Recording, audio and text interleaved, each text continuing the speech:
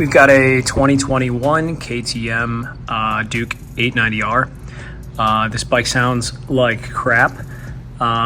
It's got about 4,000 miles on it. Yeah, 4,200 miles on it.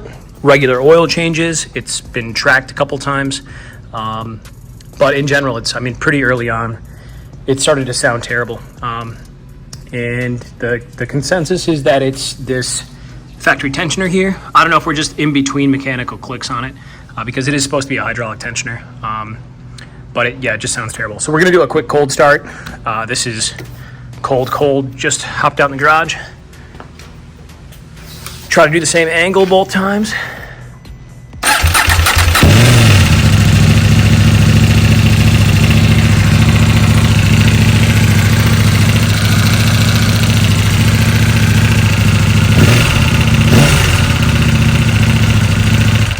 Sounds like doo-doo. All right, we'll get to installing this. I'm just doing this video because there's no resources out there that I found that were not on a dirt bike. There's actually some decent videos of doing this process on a dirt bike.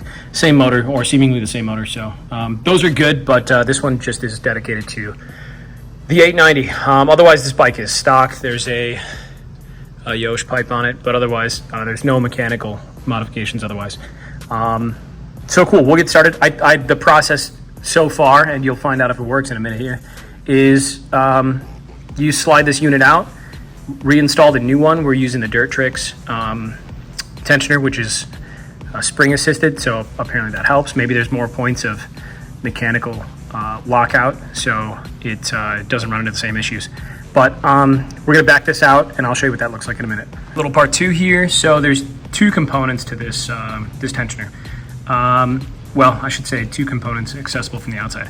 There's the center cap piece, which is O-ring isolated, and we'll slide that out now. You'll see a little O-ring on there. We want to keep that intact, and the reason we're taking this out now is because that's harder to remove. That center cap's harder to remove once you have this out. So really, we just want to do that beforehand, and take out this main portion of the tensioner.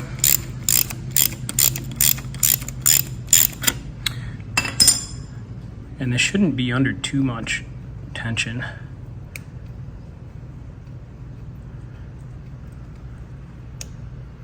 I can hear it expanding though.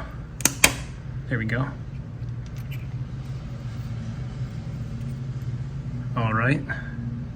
So this just has an O-ring on it as well. Keep that in mind. This is the actual tensioner mechanism.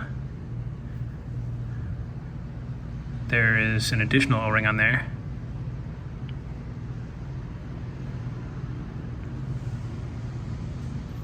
All right, we'll jump into tossing the new one on. All right, so the new one, you can see, has an opening on one end, and as this expands out, when it's under tension, has mechanical lockouts at each point. So the further this clicks out, it'll lock out. We don't want it to do that beforehand, because then we're not allowing the mechanism to push against the, or install all the way, I should say. So we're gonna slide that on, just because we don't know otherwise. We're gonna take our O-ring here, that was on the stock one. We'll slide that over. Then the next piece of the puzzle is what's exposed to the outside.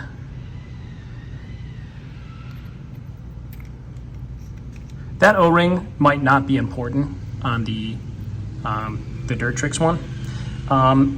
As it's not, I don't think it's hydraulically assisted. It could be, I suppose, but I just don't think it is.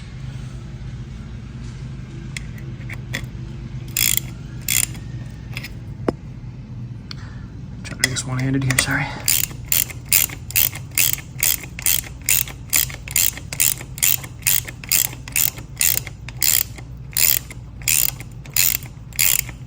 So we're gonna snug this up.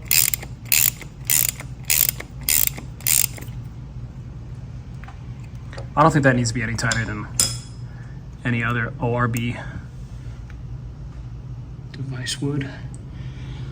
Okay, so now we got that in there. We're gonna take our tensioner spring, slide it right in there. Now our OEM cap goes on top of that. And I don't know that I'm gonna be able to start this one-handed, so I'll be right back. So we've got that snug back up. You can see the little Allen caps back on there. Everything's all good. What you do wanna do with something like this though, is make sure that you are cleaning up any evidence of oil so that if you do start to develop a leak, you know it's because of the job you just did. New tensioner is installed. I didn't notice any clicking or anything like that when I put the spring in, which is a little concerning. You would think that as it pushes up against the chain guide, we'd get a couple like audible clicks, and I did not. So you're either about to watch me smoke a 890 motor on video, or hopefully it sounds better. Let's start this thing up.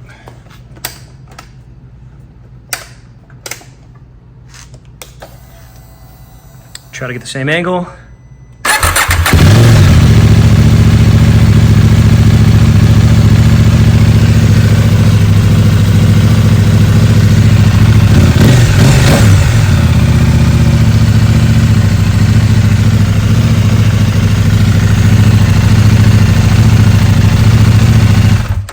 That sounds fantastic.